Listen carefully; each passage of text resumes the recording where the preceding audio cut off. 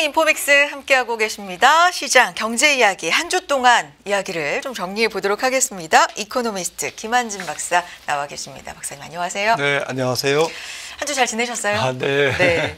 저희 잠깐 얘기했지만 시간이 참 빠릅니다. 맞습니다. 네. 한 주가 금방금방 지나가는데 뭔가 최근에 몇 주간 이제 박사님과 대화 시작하면서는 트럼프, 관세 이런 얘기를 시작하는 것 같아요. 그럴 수밖에 없는 지금 분위기죠. 한 주 또 어떻게 보셨어요?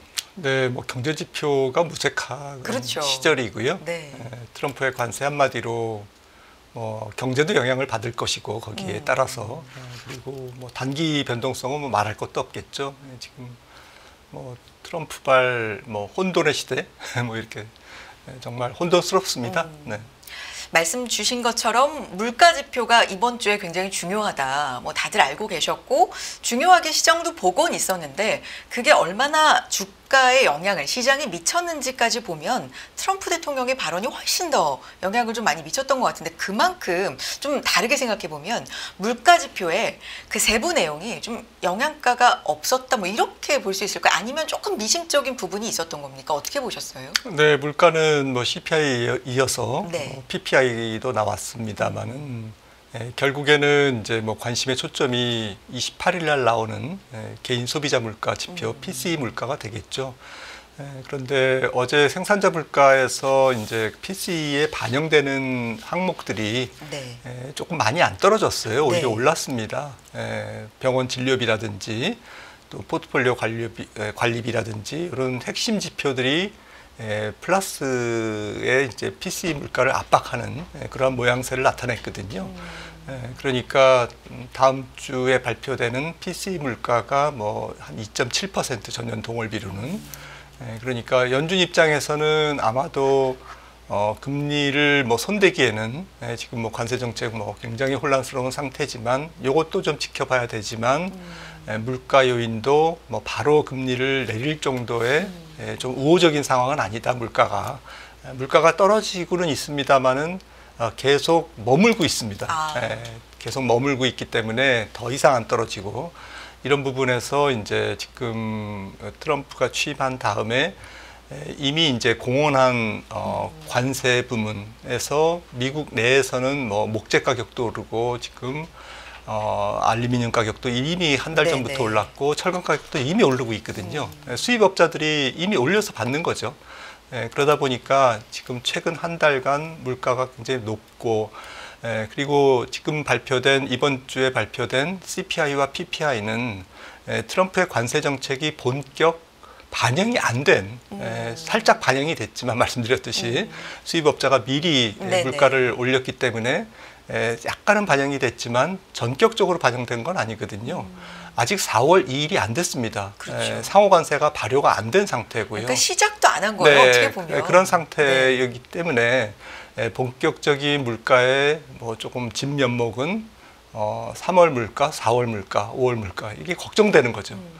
그러다 보니까 이게 이제 단순히 물가의 문제가 아니라 기업들은 일단 투자를 멈출 거고요. 그리고 소비자들은 주머니를 닫을 거고 이제 이런 그 소비 심리, 기업의 투자 심리, 경영 심리 이런 것들이 다 이제 악화되는 이제 그러한 모습이 2월 내내 이제 확인이 된 거죠. 정리해 보자면 어제 CPI 또 간밤에 PPI까지 물가 이번 주에 발표된 내용이 약간 시장에서는 좀 평가절하되거나 큰 의미를 부여할 필요가 없다라는 평이 일각에서 나오고 있는 부분 중에는 관세가 반영이 아직 본격적으로 되지 않았다라는 부분과 연준이 선호하는 그 PCE로 맞습니다. 보면 좀 높아질 가능성까지 있다. 지금 그렇게 보는 잘 안 거네요. 떨어질 가능성을 예고하고 있습니다. 그러면 박사님 워낙에 침체에 대한 공포 스태그플레이션 이런 얘기가 나왔었기 때문에 일정 부분 그 부분은 좀 공포를 잠재운 숫자는 아니었나요? 사실 스태그플레이션이 걱정되는 건 미국보다는 오히려 주변국, 교역 상대국이 될 것 같은데요. 네. 미국은 스태그플레이션이라기보다는 만약에 안 좋은 쪽으로 경제가 진행된다면 살짝 스태그플레이션을 내비쳤다가 결국 침체로 들어가는 거죠. 스태그플레이션이라는 것은 사실은 잠깐 있을 수 있는 현상이라고 저는 생각하고요. 왜냐하면 물가가 올라가면 결국에는 소비가 줄고 또 물가가 올라간 원인이 관세 정책이라고 한다면 정상적인 수요가 증가해서 그 수요가 주는 게 아니라 기업이 투자가 줄어들고 가게가 이제 소비를 줄이는 게 아니고 공급 쪽에서 물가만 올라가서 수요가 주는 거지 않습니까? 그래서 스태그플레이션이 맞기는 하지만 이거는 이제 잠깐 뭐 한두 달 걱정할 문제고 더 걱정할 것은 이제 경기가 완전히 위축되는 것이죠. 그래서 관세발 경기 침체가 올 건지 경기 침체의 경로로 갈 건지 가되 뭐 잠깐 스태그플레이션을 거쳐서 이제 가는지 안 가는지는 뭐 그다지 중요하지 않고요.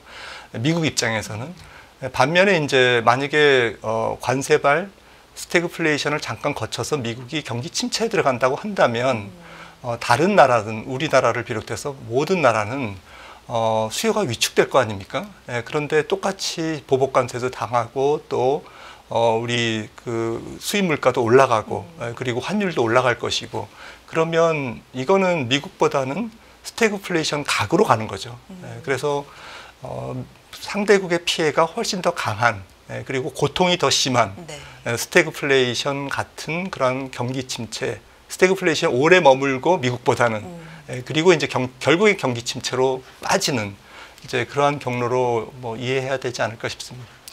그러면 연준의 이제 방향성에도 우리가 뭐 트럼프 대통령만 입만 보고 있는 상황이긴 하지만 그래도 연준의 통화 방향에 대해서 한번 결정이 되면 이게 시장에 약간 좀 돌림을 줄 수 있지 않을까? 반전을 줄 수 있지 않을까라는 기대도 좀 하게는 되는데 이번에 나온 물가 지표로 인해서 연준의 생각은 지금 어떤 쪽으로 좀 굳어져 있을까요? 네, 어떻게 평가할까요? 말씀드렸듯이 뭐 물가가 약간 하방 경직성을 보이고 있기 때문에 좀 현재 이제 무조건 이제 트럼프의 관세 정책이 경기 침체를 몰고 오기 때문에 선제적으로 금리를 내린다라고 보기에는 좀 무리가 따를 것 같고요. 또 연준이라는 뭐 조금 그 정체성이라고 그럴까요? 뭐 특징이 통화 정책의 특징이 이게 선제적으로 이런 정책적 변수에 따른 선제적인 행동은 안 하거든요. 확인하고 하는 그런 그 성격이 있기 때문에 적어도 3월 달 이번 3월 달 FOMC와 5월 달이죠. 그 다음에 5월 달 FOMC까지는 금리를 손대지 않을 것이다라는 것이죠. 그래서 적어도 4월 2일 날 미국 상무부가 이제 관세 정책에 대한 조금 더 구체적인 것을 발표하고 그게 이제 경제에 어떤 영향을 미치는지 어떤 뭐 물가에 스며드는 모습을 보면서 아마도 인하한다면 이제 하반기부터 인하를 시작할 것 같습니다. 그래서 이제 빠르면 7월이라고 하는 이유가 이제 그런 것이고요. 그러면 뭐 물가가 많이 오른 다음에 하는 게 무슨 의미가 있냐라고 이제 우리 투자자분들은 생각할지 모르겠지만 트럼프의 관세 정책이 이렇게 왔다 갔다 하는데 우리 조금 내년까지는 미룰 거야 모든 거를 뭐 이렇게 할 수도 있는 거잖아요. 그런데 덜컹 금리를 내렸다가 하방 경직성이 보이는 물가 상황을 그러한 상황에서 덜컹 금리를 내렸다가 인플레이션이 재점화될 수도 있는 거잖아요. 그러니까 통화정책 당국 입장에서는 통화정책가 입장에서는 그렇게 섣불리 선제적으로 움직일 수 있는 부분이 아니다라는 것.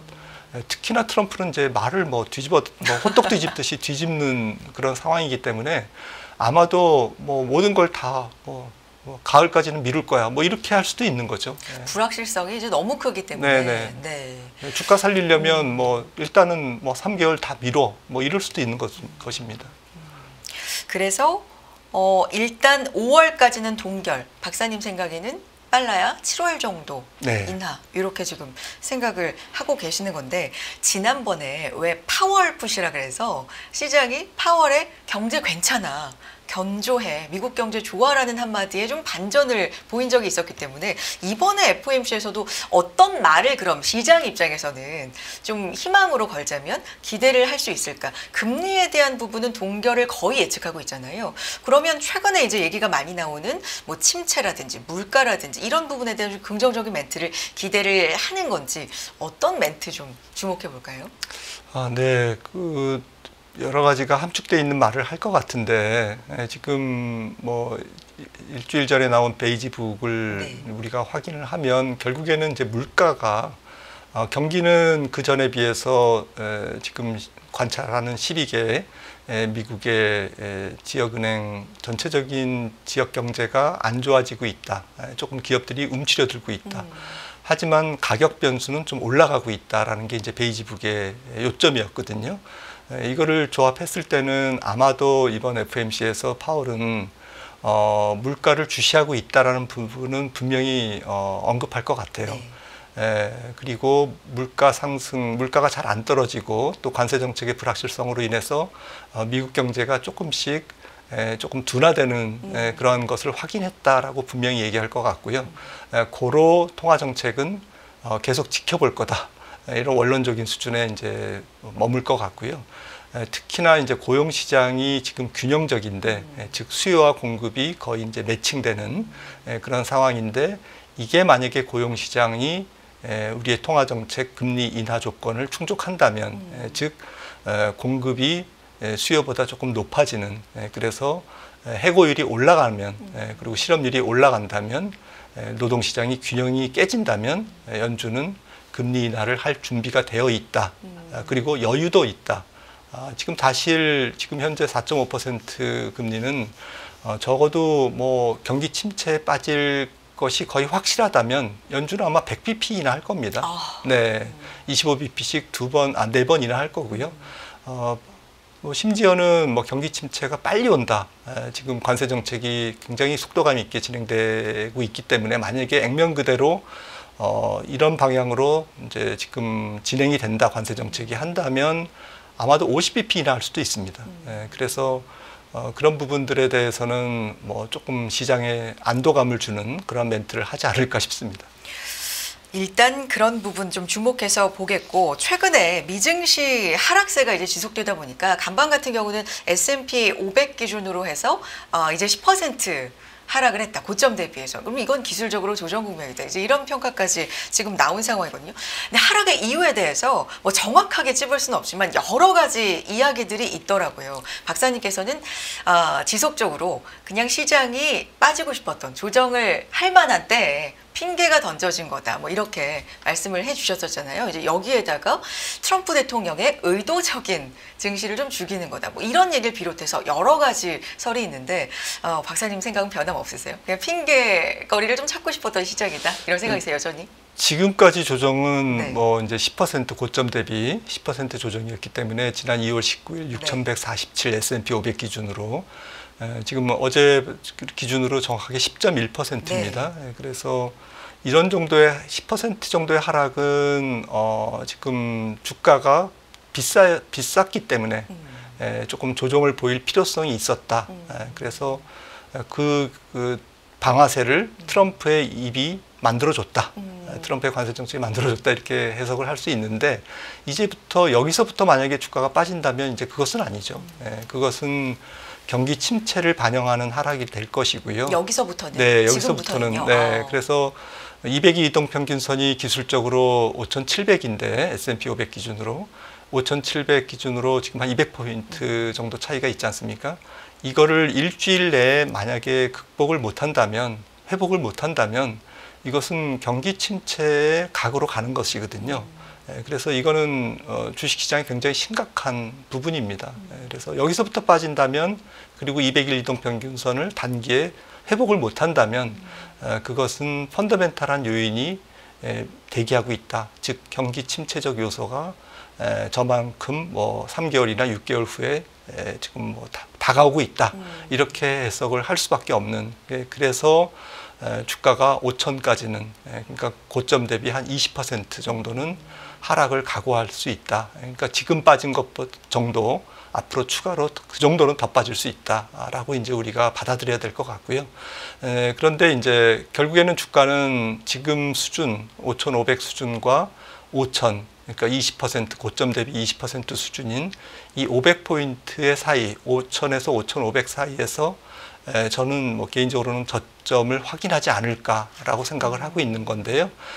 그 이유는 트럼프의 관세 정책이 예상보다는 조금 과격하고 급하기 때문에 그리고 특유의 거래 기술 때문에 초기에 전혀 양보할 그런 분위기가 아니기 때문에 이것이 공포감을 유발하기에 충분한 그래서 계속적으로 투자 심리를 오그라들게 만드는 그러한 요인이기 때문에 좀 여기서 추가 하락이 없다라고 단정하기는 어렵다라는 부분.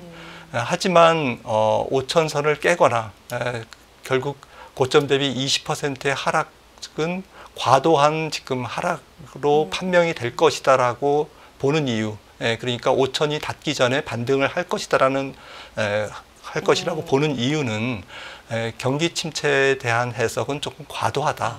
그래서 경기 침체에 대한 우려는 있지만 실제로 경기 침체가 심각하게 올 거냐라는 부분.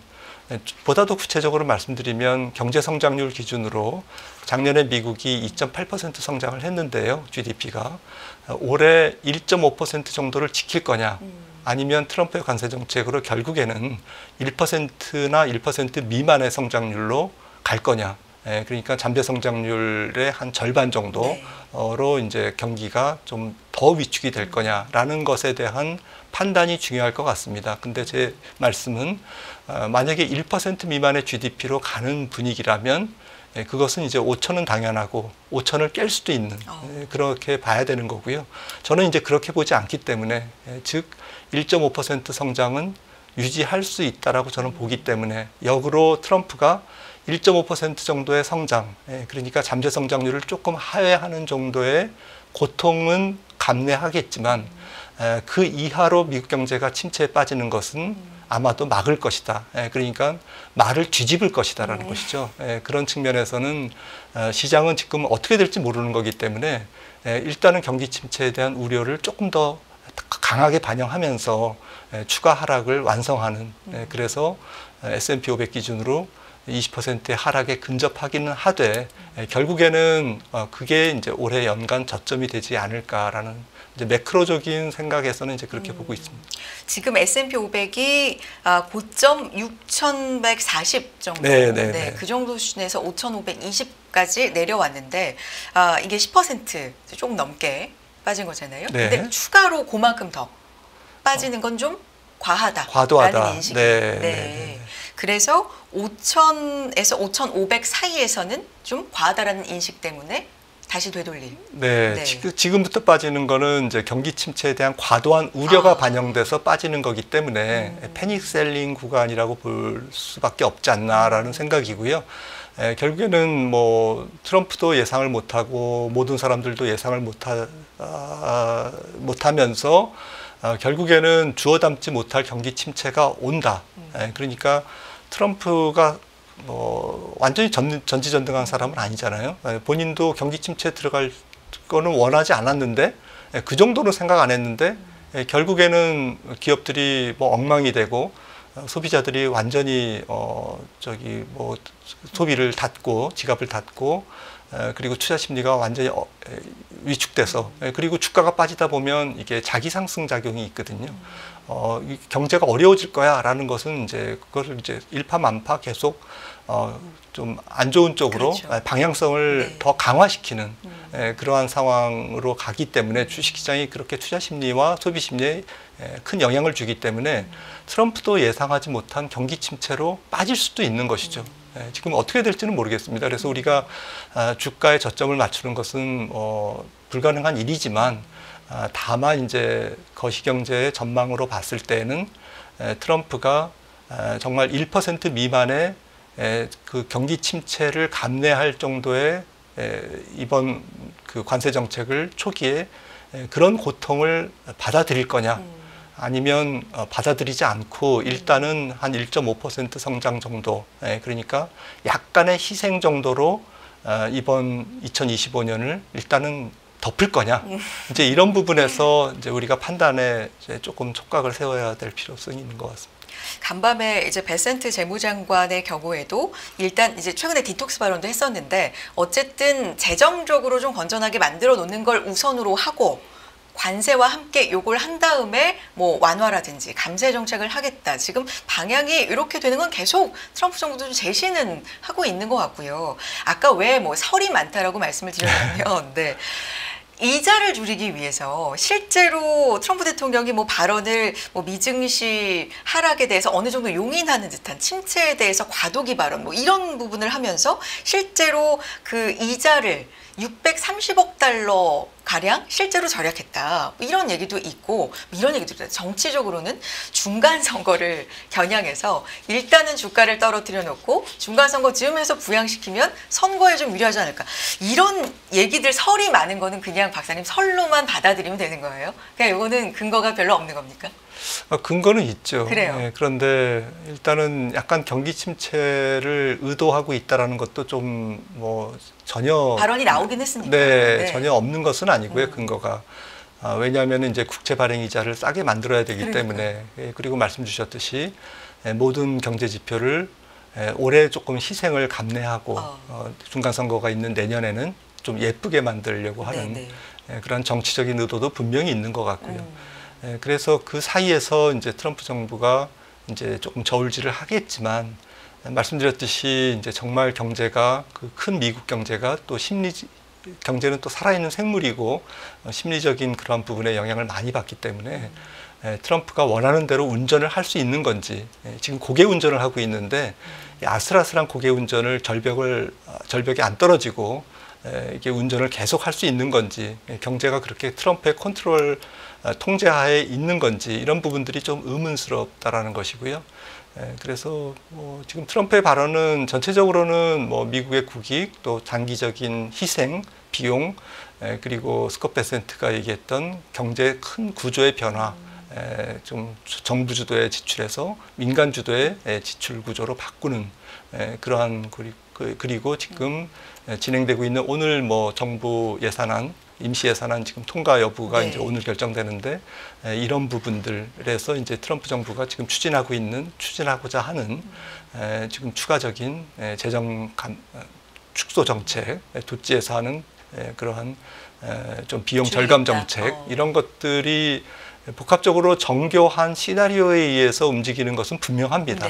준비가 상당히 잘 디자인된 큰 그림에서 지금 진행되고 있는 것은 분명하지만 문제는 다시 한번 말씀드리지만 이게 그 경제가 그 생각한 대로만 아주 반듯하게 정교하게 그렇게 생각대로만 갈 거냐라는 부분에 대해서는 지금 많은 그루들이 그렇게 안 될 수도 있다. 뭐 JB 다이번 회장도 그게 그렇게 안 될 수도 있다라고 이제 꼭 생각한 것처럼 얘기하는 게 이제 과거의 경험상 꼭 그 정책가들이 생각하는 그런 상황에 맞춰서 간다라는 보장은 없는 거죠. 네.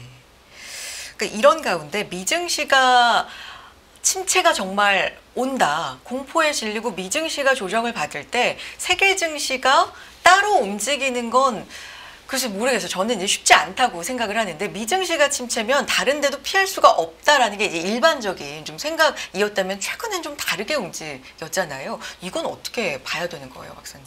네.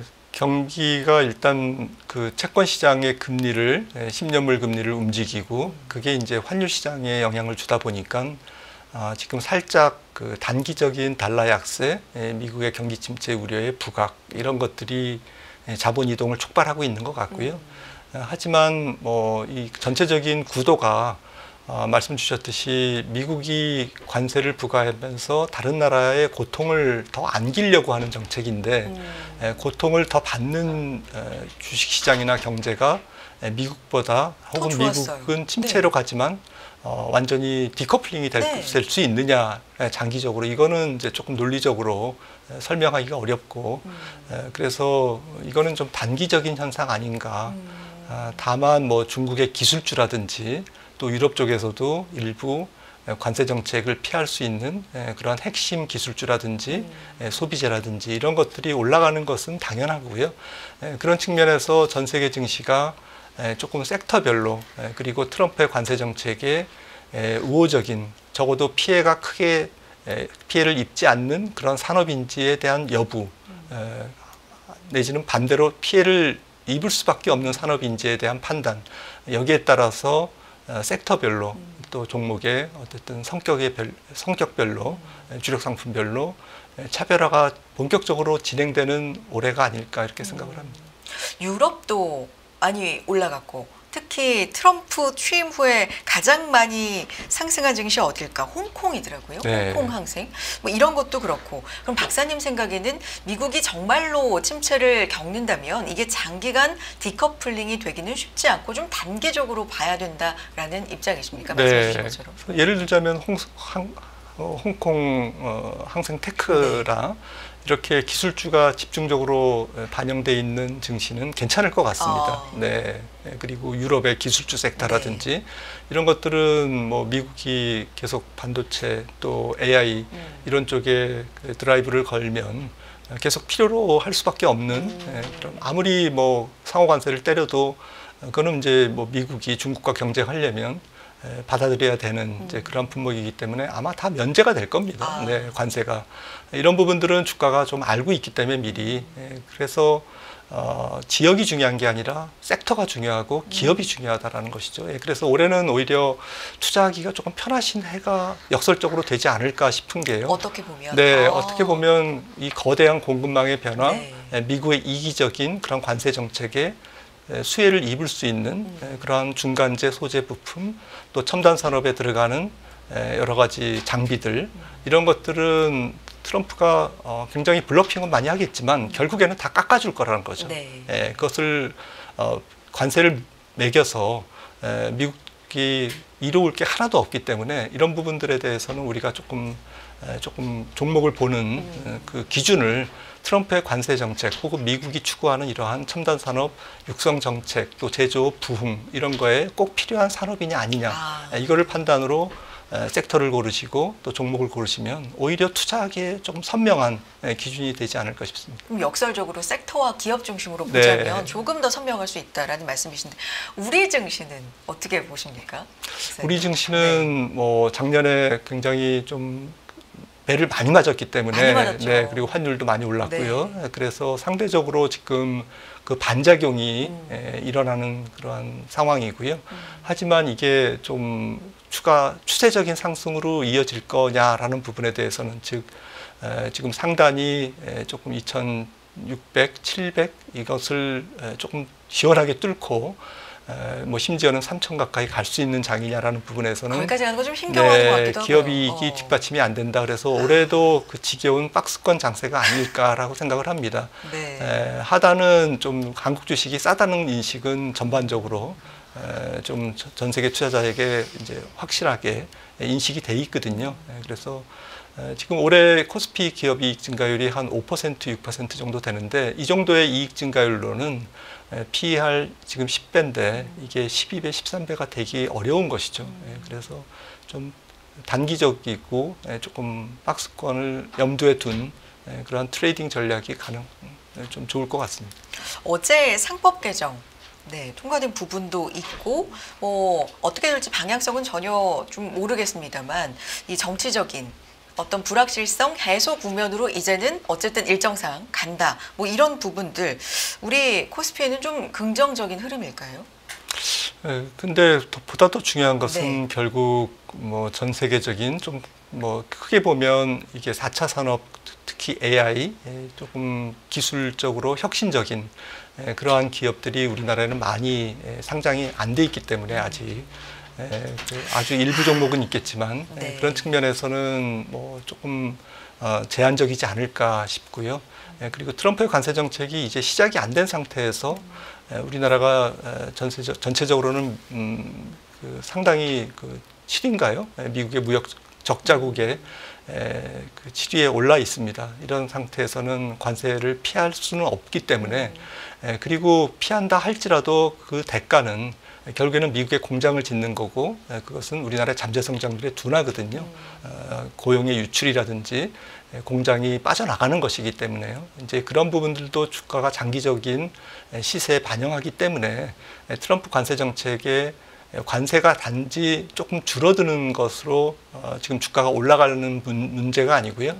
중장기적으로 그 비용이 우리나라 경제에 상당히 구조적인 어려움을 끼칠 수 있다라는 그런 부분들도 주가가 반영하고 있기 때문에 주가 상단은 제한될 것 같습니다. 알겠습니다. 좀 근본적인 문제에 대해서 또 상기를 시켜주셨네요. 알겠습니다.